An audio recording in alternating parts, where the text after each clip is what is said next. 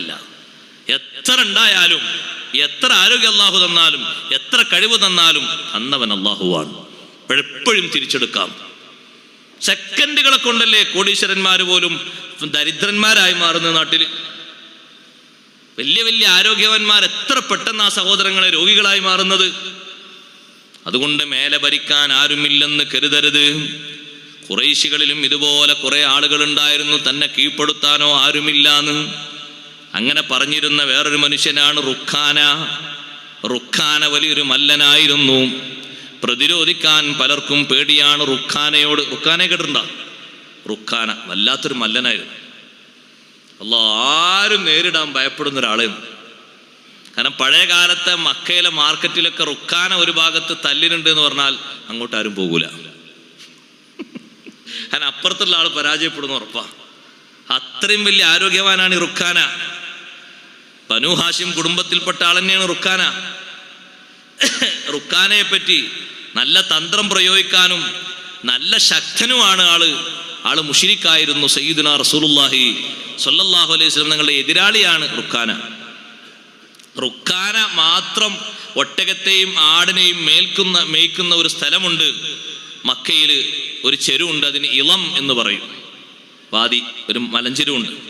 അവിടേക്ക് വേറെ ആരും ഒട്ടകങ്ങളെ കൊണ്ട് ആടുകളെ കൊണ്ട് പോകില്ല, പേടിച്ചിട്ട്. ആരെങ്കിലും അങ്ങോട്ട് അറിയാതെ പോകുകയാണെങ്കിൽ ആളുകൾ പറയും അങ്ങോട്ട് പോകണ്ടട്ടോ, ഒട്ടകങ്ങളേറ്റ് ഇങ്ങോട്ട് പോയിക്കോളി എന്ന് പറയും. അതെന്തേ? അവിടെ റുഖാനുണ്ട്. നിങ്ങൾ എന്തെങ്കിലും ഒരു വാക്ക് പറഞ്ഞാൽ 2 ഇടി ഇടിച്ചാൽ പിന്നെ നിങ്ങൾ കഴിഞ്ഞു.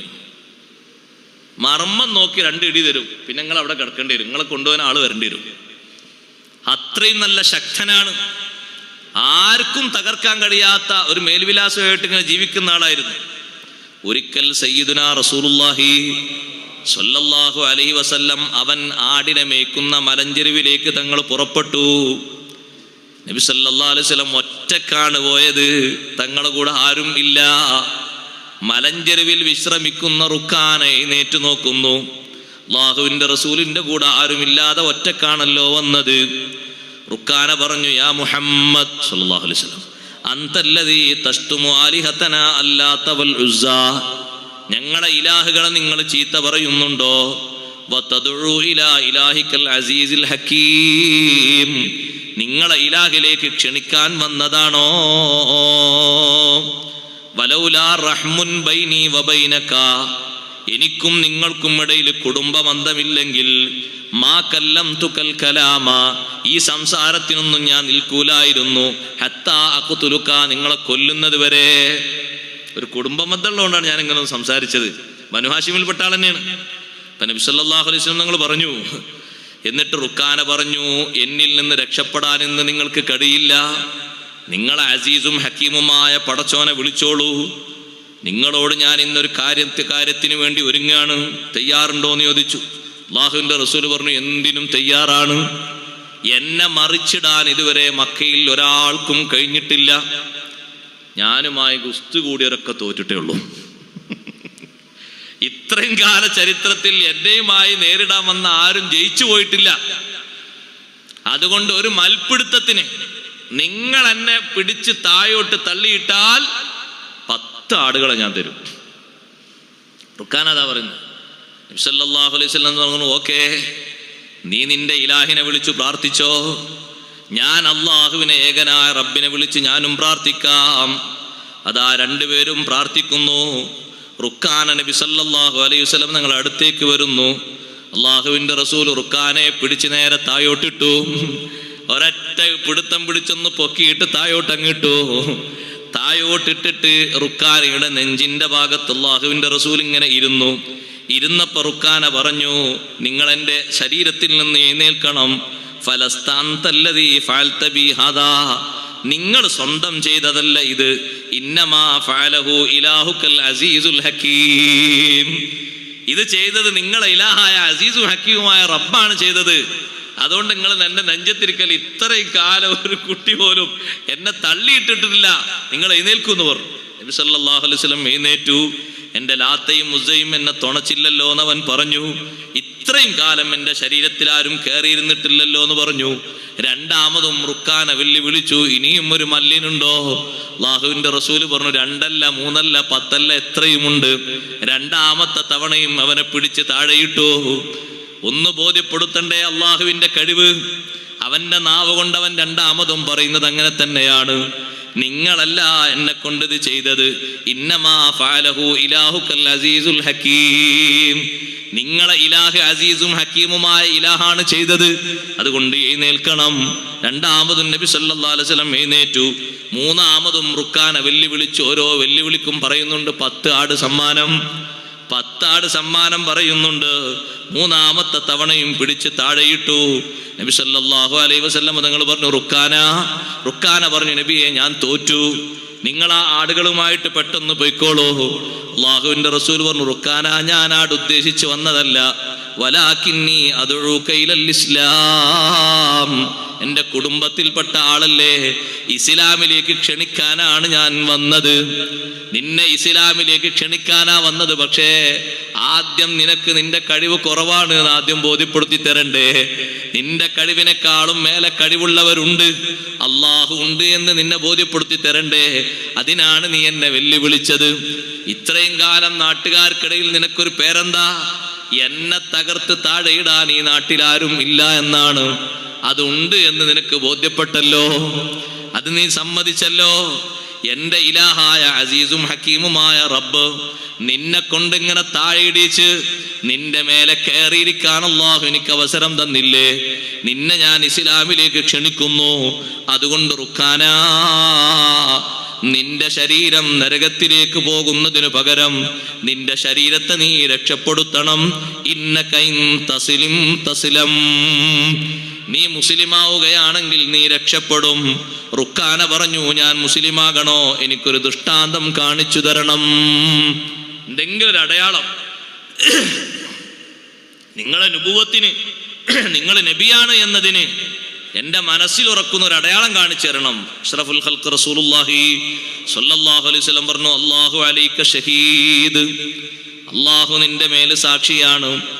ഞാൻ എൻ്റെ റബ്ബിനോട് ദുആ ചെയ്താൽ റബ്ബ് എനിക്ക് നിനക്ക് ദൃഷ്ടാന്തം കാണിച്ചു തരും, നിന്നെ റബ്ബിന്റെ മാർഗത്തിലേക്ക് ക്ഷണിക്കാൻ വേണ്ടി. പക്ഷേ ദൃഷ്ടാന്തം കണ്ടിട്ട് നീ തിരിച്ചു പോകരുത്. ഞാൻ കാണിച്ചു തരുന്ന ദൃഷ്ടാന്തം കണ്ടിട്ട് നീ ഞാൻ ക്ഷണിച്ചുന്ന മാർഗത്തിലേക്ക് വരണം. റുക്കാന പറഞ്ഞു, അതെ ഞാൻ വന്നേക്കും, എനിക്ക് അടയാളം കാണണം, ദൃഷ്ടാന്തം കാണണം. അല്ലാഹുവിന്റെ റസൂലിന്റെ തൊട്ടു സമീപത്ത് അങ്ങനെ നോക്കിയാൽ എത്തുന്ന ദൂരത്ത് ഒരു മുൾവൃക്ഷമുണ്ട്, ഒരുപാട് ശിഖരങ്ങളുള്ള മുൾവൃക്ഷമുണ്ട്. നബി സല്ലല്ലാഹു അലൈഹി വസല്ലം ആ വൃക്ഷത്തിലേക്കൊന്ന് ചൂണ്ടിക്കാണിച്ചു. ആ വൃക്ഷത്തിനോട് തങ്ങൾ പറഞ്ഞു, ഇഖ്ബലി ബിഇദ്നില്ലാഹി തആല, ഓ വൃക്ഷമേ ഒന്ന് മുന്നിട്ട് വാ, ഒന്ന് മുന്നിട്ട് വാ, ആ നിൽക്കുന്നിടത്തുനിന്ന് ഒന്ന് മുന്നിട്ട് വാ. ഫൻശഖത്ത് ബിസ്നൈൻ, അത് 2 പകുതിയായി ഇങ്ങനെ പിളർന്നു. ഒന്ന് മേലോട്ട് പൊങ്ങിയിട്ട് 2 ഭാഗങ്ങളായി പിളർന്നു. എന്നിട്ട് ഒരു ഭാഗം അതിൻ്റെ പാതി ചില്ലകളും പാതി മരവും പാതി ശിഖരങ്ങളുമായിട്ട് ഇങ്ങനെ മുന്നിട്ട് വന്നു. അഷ്റഫുൽ ഖൽഖ് റസൂലുള്ളാഹി സ്വല്ലല്ലാഹു അലൈഹി വസല്ലം തങ്ങളുടെയും റുക്കാനയുടെയും മുന്നിൽ വന്നു നിന്നു. ജാഅത്ത് ലിദഅവതിഹിൽ അഷ്ജാറു സാജിദതൻ തംശി ഇലൈഹി അലാ സാഖിം ബിലാ ഖദമി. ഇങ്ങനെയുള്ള സംഭവങ്ങൾ 1 അല്ല 10 അല്ല, ഒരുപാട് ഉണ്ട്. ആ കൂട്ടത്തിൽപ്പെട്ട ഒന്നാണിത്. റുക്കാനയോട് നബി സല്ലല്ലാഹു അലൈഹി വസല്ലം ചോദിച്ചു, മതിയോ നിനക്ക് ഈ ദൃഷ്ടാന്തം മതിയോ? നീ വിളിച്ചാൽ ഒരു മരവും ഇങ്ങനെ വരില്ല, നീ ചൂണ്ടിയാൽ ഒരൊറ്റ മരവും ഒരു കല്ലും ഇങ്ങനെ വരില്ല. നീ വിളിച്ചാൽ ഇങ്ങനെ ദൃഷ്ടാന്തം കാണിച്ചരാൻ നിനക്ക് കഴിയില്ല. നിന്നെ അള്ളാഹുവിന്റെ മാർഗത്തിലേക്ക് ക്ഷണിക്കുന്നതിന് ഞാൻ അള്ളാഹുവിനോട് നിനക്ക് വേണ്ടി ഒരു ദൃഷ്ടാന്തം ചോദിച്ചപ്പോ മരത്തിലേക്ക് ഞാൻ ചൂണ്ടിയപ്പോഴേക്ക് മരം ഇങ്ങനെ വന്നില്ലേ? അതും പകുതി ഭാഗം അവിടെ വെച്ച് പകുതിയല്ലേ ഇങ്ങോട്ട് വന്നത്. നിനക്കിത് ദൃഷ്ടാന്തമായി മതിയോ? റുക്കാന പറഞ്ഞു, അറൈതനി അളീമാ, വലിയൊരു ദൃഷ്ടാന്തമാണ് നിങ്ങൾ എനിക്ക് കാണിച്ചു തന്നത്. ഈ മരത്തോട് ഈ ശിഖരത്തോട് അങ്ങോട്ട് പോയിട്ട് അതിന്റെ പാകുതിയോടൊന്ന് കൂടിയിട്ട് ഒരൊറ്റ മരമായി നിൽക്കാൻ പറയൂ. അങ്ങോട്ട് തന്നെ പോയിട്ട് നബി സല്ലല്ലാഹു അലൈഹി വസല്ലം പറഞ്ഞു, അത് പോകും. അള്ളാഹുവിനെ സാക്ഷി നിർത്തിയിട്ട് ഞാൻ അതും കാണിച്ചു തരാം, പക്ഷേ മടക്കി തന്നാൽ നീ ഉൾക്കൊള്ളണം, വിശ്വസിക്കണം, നിനക്ക് കഴിയോ? അപ്പോഴും അവൻ പറഞ്ഞു, അതെ വിശ്വസിക്കാം. നബി സല്ലല്ലാഹു അലൈഹി വസല്ലം ഒന്നിങ്ങനെ ഇശാറത്താക്കി. ആ മരക്കൊമ്പ്, ആ മരത്തിന്റെ പകുതി തിരിച്ചങ്ങോട്ട് മടങ്ങിയിട്ട് ബാക്കിയുള്ള പകുതിയുമായി ഒട്ടിച്ചേർന്ന് നിന്ന് ഒരൊറ്റ മരമായി നിന്നു.